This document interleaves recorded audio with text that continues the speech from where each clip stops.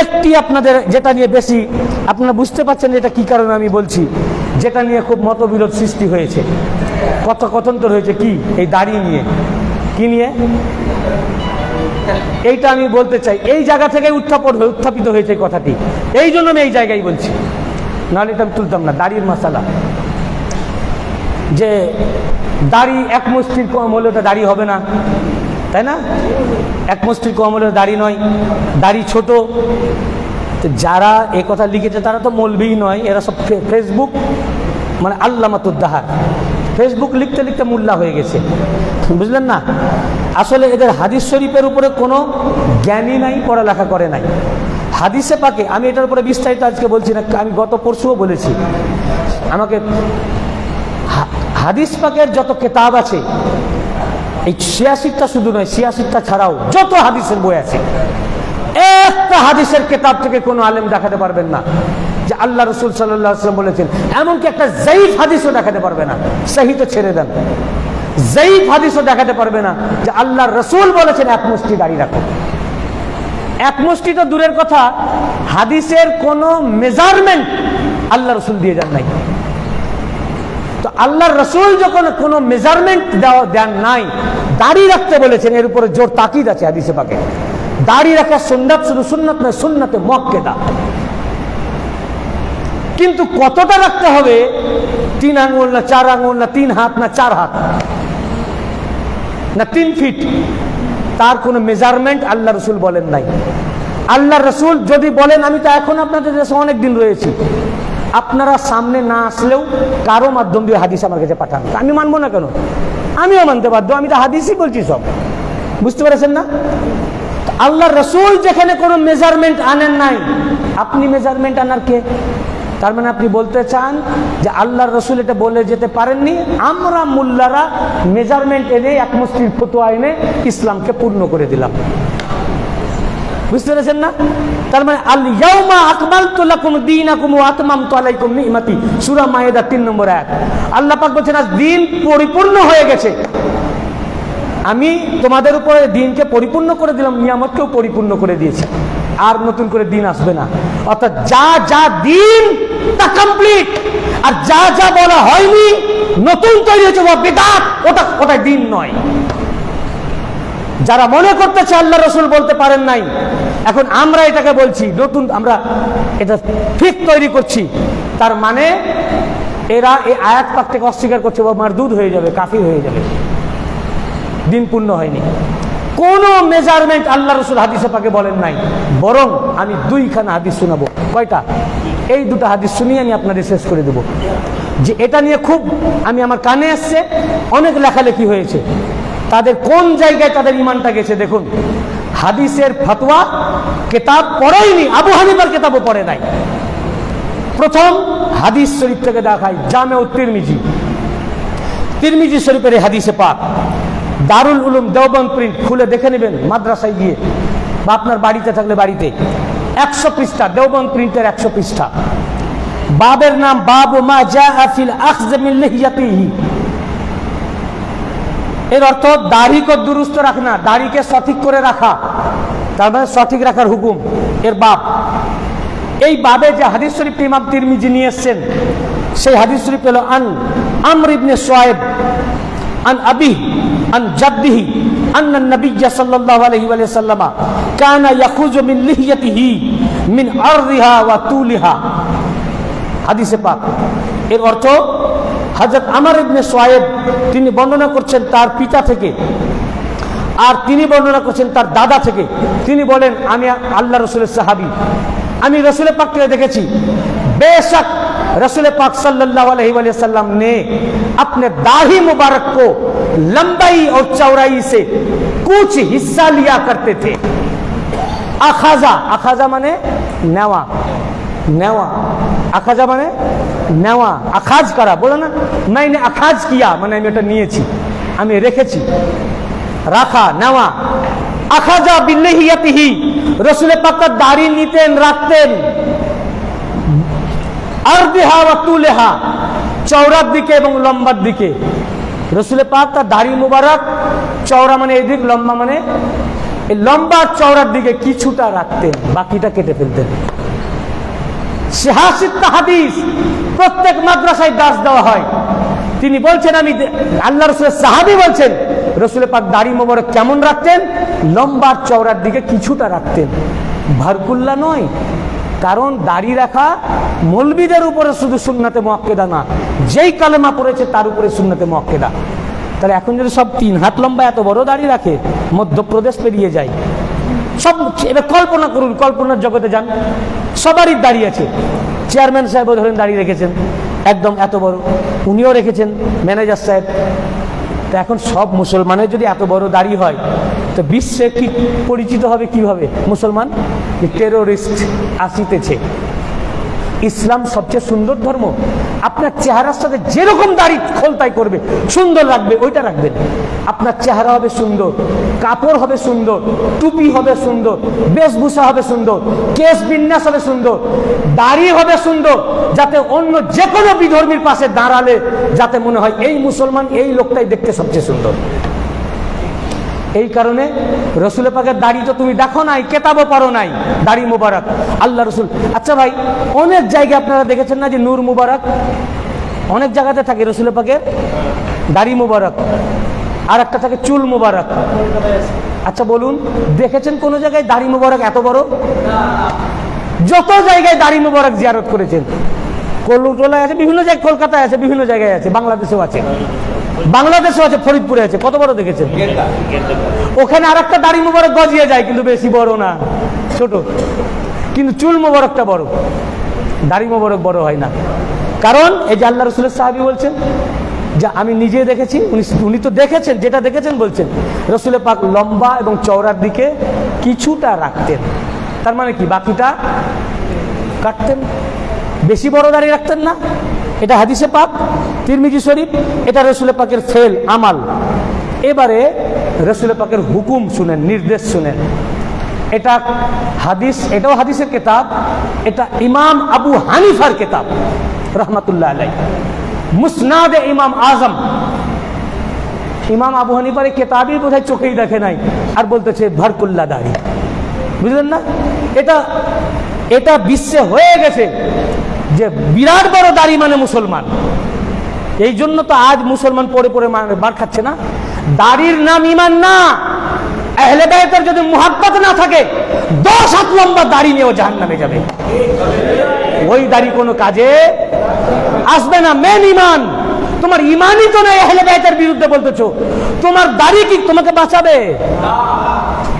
দাড়ি ইমান না, ইমান আহলে বাইতের মুহাব্বত।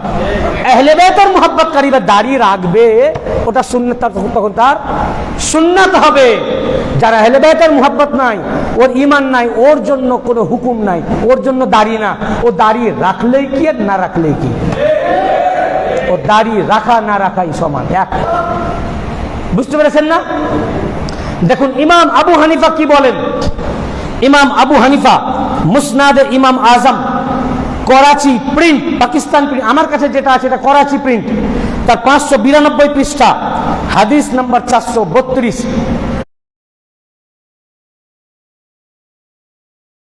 এখানে ইমাম আবু হানিফা একটা বাব কায়েম করেছেন। বাব মানে চ্যাপ্টার, অধ্যায়। অধ্যায়ের দ্বারা ইমাম আবু হানিফার ফিকহ বোঝা যায়, ফিকহ। ওই বাবটার নাম দিয়েছেন বাবু আখজ বিনওয়াহিল লিহিয়াতিহি। এর মানে दाढ़ी के इतराफ जवानेब को कटवाना, तार अध्याय। तो इमाम बुखारी जे एर ऊपर अध्याय लिखलें दाढ़ी के इतराफ जवानेब को कटवाना, माने दाढ़ीर चतुर्दिक के काटानोर अध्याय। तार माने कि इमाम आबू हानिफा एर ऊपर एक अध्याय करेছেন যে দাড়ির চতুর্দিকে কাটানো। তার মানে इमाम आबू हानिफार फिक होच्छे बारकुल्ला दाढ़ी रखना, यह फिक है हनाफी नहीं। दाढ़ीर चतुर्दिक केटे छेटे सुंदर करे रखा, यह फिक हनाफिया है।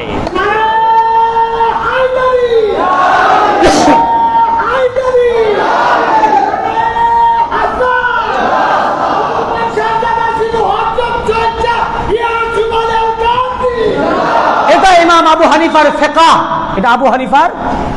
এবারে উনি নিজের ফিকহকে এস্টাবলিশ করার জন্য, সাবেত করার জন্য এই চ্যাপ্টারের নিচে এবার হাদিস এনেছেন। কি এনেছেন?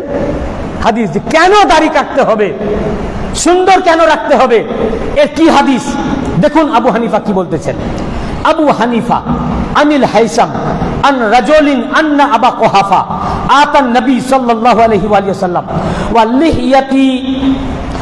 লিহিয়াতিহি قد انشرت قال فقال لو اخذتم واشار الى نواهي لحيته। এই কিতাবটির উর্দু তরজমা হয়ে গেছে পাকিস্তান বা ভারত থেকে। আমার কাছে ওটা আমি পেয়েছি, যখনই পেয়েছি। এটা আমার এই যে এখানে আমার নোট করা, এই নোটটা কিন্তু আমি করেছি আমার প্রথম আমি এই কিতাবটা পাই আমার পীর মুর্শিদ পাকের কাছ থেকে। আমাকে আমার হুজুর পাক তার লাইব্রেরি থেকে দিয়েছিলেন, ওনার লাইব্রেরিতে ছিল, সেখান থেকে আমি এটা নোট করেছিলাম। পরবর্তীকালে আমি নেটেও আমি পেয়ে যাই, সেটাও আমি ডাউনলোড করেছি। আরবি পেয়েছি, করাচি প্রিন্ট, উর্দুও দেখছি প্রিন্ট হয়ে গেছে, কিন্তু দেখা হয়নি ওটা পাকিস্তান কি ইন্ডিয়ার করা। সেখানে তর্জমা কি করেছে শুনুন, আমি ওই তর্জমাটাই পড়ে শোনাচ্ছি। আমি আরবি থেকে তর্জমা করতেছি না। तर्जुमा किताबे ट्रांसलेशन एक शख्स से रिवायत है कि अबू कुहाफा आए नबी के खिदमत में। अबू कुहाफा के बोलूं तो हाँ हजरत अबू बकर अब्बा उनार नाम छिलो अबू कुहाफा। तो हजरत अबू बकर अब्बा हजरत अबू कुहाफा आए एलेन नबी पाक सल्लल्लाहु अलैहि वसल्लम खिदमत पाके और उनकी दाढ़ी बिखरी हुई थी और उनार दाढ़ी छड़िए छिटे छिलो एकटू बड़ो हो गेछिलो। उनारा केउई बड़ो बेशी बड़ो रखतेन ना तो एकटू खोचा खोचा हो गेछे बिखरी हुई थी छड़िए छिटिए गेछे एकटू बड़ो बड़ो हो गेछे बिखरी हुई थी। तो आप सल्लल्लाहु अलैहि वसल्लम ने उनकी दाढ़ी के इतराब की जानिब इशारा करते हुए फरमाया काश तुम इसको काटते और छांटते। तो যখন আবু কুহাফা ওনার সামনে আসলেন ওনার দাড়ি একটু বড় বড় খোঁচা খোঁচা হয়ে গেছিল একটু বেড়ে গেছিল। আল্লাহ রাসূল ইতরাব জানেব কো মানে দাড়ির চতুর্দিক इतराब जानेब को মানে দাড়ির চতুর্দিক আঙ্গুলি সে আঙ্গুল দ্বারা আল্লাহ রাসূল তার পবিত্র আঙ্গুল মোবারক দ্বারা এইভাবে ইশারা করে দেখিয়ে বললেন যদি তুমি এগুলো কেটে ফেলতে এবং ছেঁটে নিতে কত সুন্দর লাগতো। বুঝতেছেন না? আবু হানিফার কিতাব যদি তুমি এগুলো কেটে নিতে এবং ছেঁটে নিতে উনি বাড়ি গিয়ে আবার কেটে ছেঁটে সুন্দর করে ছোট করে সুন্দর করে আবার রাসূল পাকের কাছে আসলেন। আল্লাহ রাসূল ভারকুল্লাহ বিক্রি হুই দাড়ি খোঁচা খোঁচা দাড়ি পছন্দ করতেন না। তাই উনার প্রিয় সাহাবী উনার সামনে এসেছেন তো আঙ্গুল দিয়ে ইশারা করে দেখিয়ে বললেন এই ইমাম আবু হানিফার হাদিসের কিতাব মুসনাদ ইমাম আজম তাতে বললেন যে তুমি যদি এগুলো কেটে নিতে এবং ছেঁটে নিতে তাহলে কত সুন্দর লাগতো তোমার মুখটা খোলতাই করতো দেখতে ভালো লাগতো। তো দেখুন এই আবু হানিফার কিতাবে হাদিস শরীফের কিতাবে এটা রাসূল পাক হুকুম করলেন নির্দেশ করলেন ছোট করার জন্য কাটার জন্য কেটে এই যে সুন্দর করে রেখেছেন না সুন্দর করে রাখার জন্য। আর তিরমিজি শরীফের হাদিসে আল্লাহ রাসূলের সাহাবী বলছেন যে কি রাসূল পাক লম্বা চওড়ার দিকে কিছুটা রাখতেন বাকিকে কাটতেন। তো দাড়ি রাখা যেমন সুন্নাত কেন সুন্নাত আল্লাহ নবী রেখেছেন আল্লাহ নবী রেখেছেন তাই দাড়ি রাখা সুন্নাত। সেই নবী পাক দাড়ি কেমন রেখেছেন কেটে ছেটে সুন্দর করে। दाढ़ी रखना जिस तरह सुन्नत है इसी तरह दाढ़ी को काट के छांट के दुरुस्त दाढ़ी रखना यह भी सुन्नत है। यही सुन्नत है यह भी नहीं यही सुन्नत है। सुंदर दाढ़ी रखा भरकुल्ला ना देखते যাবে চেহারা খারাপ। আমি বলছি না যে এক মুষ্টি রাখবেন না আপনাকে যদি এক মুষ্টি আপনার মুখে মনে হয় সুন্দর লাগছে হ্যাঁ ওটা সুন্নত আমরা তো বিরোধিতা করি না আপনি ওটা রাখেন। কাউকে মনে হচ্ছে এক মুষ্টির কম রাখলে ভালো আল্লাহ রাসূল এক মুষ্টি তো বলেন নাই বরং হাদিস শরীফ থেকে সাবিত হচ্ছে অল্প দাড়ি উনি রাখতেন। তো ছোট দাড়ি রাসূল পাক কেটে ছেটে ছোট করে রাখতেন। আবার ওনার সাহাবীর দাড়ি একটু খোঁচা খোঁচা হয়ে গেছে তাকে হুকুম করছেন আল্লাহ রাসূল যেটা প্র্যাকটিক্যাল করেন ওটা সুন্নাত যেটা হুকুম করেন এটা শরিয়ত। তো দাড়ি কেটে ছেটে ছোট করে সুন্দর করে রাখা दुरुस्त दाढ़ी रखना ये फेले मुस्तफा से भी साबित है और कौले मुस्तफा से भी साबित है। तो दाढ़ी काट के और छांट के दुरुस्त दाढ़ी रखना यह सुन्नत मुस्तफा है और ये शरीयत मुहम्मदी भी है।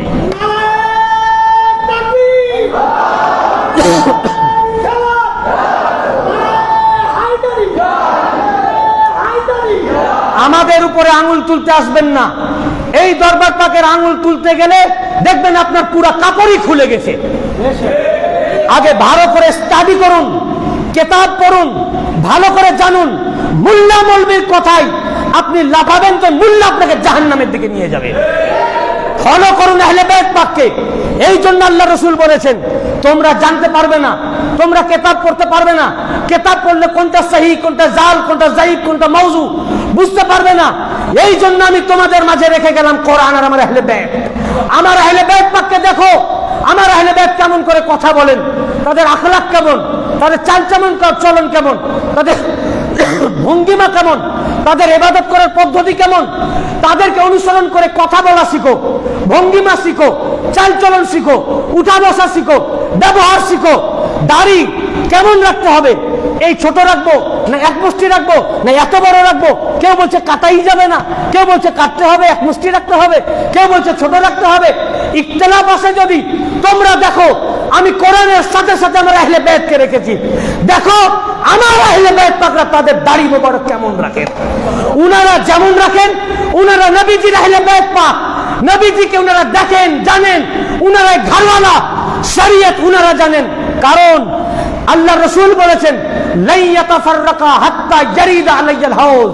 কোরআন এবং আমার আহলে বাইত এমন ভাবে একে অপরের সাথে জড়িয়ে আছেন, কিয়ামত পর্যন্ত একে অপর থেকে বিচ্ছিন্ন হবেন না। হাউজে কাউসারে আমার সাথে মিলিত না হওয়া পর্যন্ত কখনোই কোরআন এবং আহলে বাইত একে অপর থেকে বিচ্ছিন্ন হবেন না। কোরআন আহলে বাইতের সাথে আহলে বাইত, তুমি কোরআন থেকে বিচ্ছিন্ন হতে পারো, মুল্লা কোরআন থেকে বিচ্ছিন্ন হতে পারে, হাফেজ কোরআন থেকে বিচ্ছিন্ন হতে পারে, পীর সাহেব কোরআন থেকে বিচ্ছিন্ন হতে পারে, কিন্তু কিয়ামত তক আমার আহলে বাইত পাক কোরআনের সাথে, কোরআন আহলে বাইতের সাথে। এই হাদিস ইমাম তিরমিজি শরীফের দ্বিতীয় খণ্ডে 219-220 পৃষ্ঠায় রিওয়ায়াত করেছেন, দারুল উলুম দেওবন্দ প্রিন্ট। অর্থাৎ আহলে বাইতের সাথে কোরআন, কোরআনের সাথে আহলে বাইত কিয়ামত তক একসাথে থাকবেন। অতএব কোরআন অনুযায়ী চলতে চাও, শরীয়ত অনুযায়ী চলতে চাও, কোরআন ইনাদের ঘরে, শরীয়ত ইনাদের ঘরে এসেছে, তোমার বাপ দাদার ঘরে কোরআন আসে নাই। কোরআন আহলে বাইত পাকের বাপ দাদার ঘরে এসেছে, শরীয়ত তোমার বাপ দাদার ঘরে আসে নাই, শরীয়ত ইনাদের ঘরে এসেছেন। অতএব আল্লাহ রাসূল বললেন আমার শরীয়তের যদি পাবন্দি করতে চাও, শরীয়তের উপরে চলতে চাও, কোরআন অনুযায়ী যদি চলতে চাও, কোরআন অনুযায়ী ফতোয়া নিতে চাও, হাদিস অনুযায়ী চলতে চাও, আমার সুন্নাতের পথে চলতে চাও, আমি তোমাদের মাঝে আহলে বাইত পাককে রেখে গেলাম। তোমরা কিতাব পড়ে কুল পাবে না। দেখো আমার আহলে বাইত পাক কোন রাস্তায় হাঁটতেছেন, কোন পথে চলতেছেন। দাড়ি নিয়ে ইখতিলাফ, দেখো আমার আহলে বাইত পাক কি রকম দাড়ি মোবারক রাখতেছেন, উনি যেমন দাড়ি রাখছেন ওটাই আমার সুন্নাত, ওটাই সুন্নাত। এই কারণে দেখুন এই হাদিস আজ তক কোন মুল্লা স্টেজ থেকে ব্যান করেনি, একমাত্র আহলে বাইতের স্টেজ থেকে আহলে বাইতের গোলামে হাদিস পাক বলতেছে।